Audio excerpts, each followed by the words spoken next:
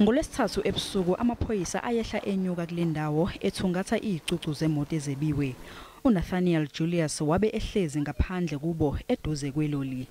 Kuthiwa amaphoyisa asondela kuye azomphosa imibuzo, kepha wehluleka ukwaphendula.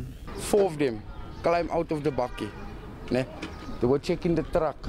The truck was locked. They found that lady standing there next to the truck.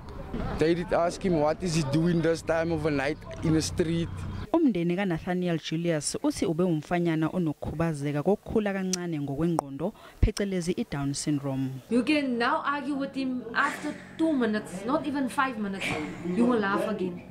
Emva kokwehluleka ukuphendula imibuzo, kubikwa ukuthi wadutshulwa amaphoyisa amthatha amfaka evenini ayombeka esibhedlela nalapho afike washonela khona. He shot the child and then as you can see his fingerprints here, he slipped down trying to get a grip and then he fell underneath the truck and the police officer pulled him out. As you can see, there's still blood. There's blood down here.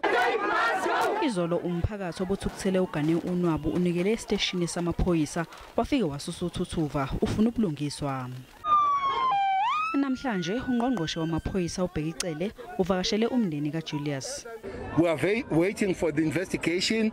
We want to make the investigation as independent as it can because people are making allegations against the police. That's why even the head of the IPID will be here so that as the police we don't put any pressure or not seen putting any pressure, but we are able to find exactly what happened. Okwamanje bumuncu kakhulu ubudlelwane phakathi kwamaphoyisa nomphakathi. Did it cause for the death of Nathaniel for you to come and visit Eldorado Park? I come to Eldorado time and again. Say you don't see me. Those that see me, they see me. Uphiko oluphenya izenzo zamaphoyisa iIPID lusaphenya.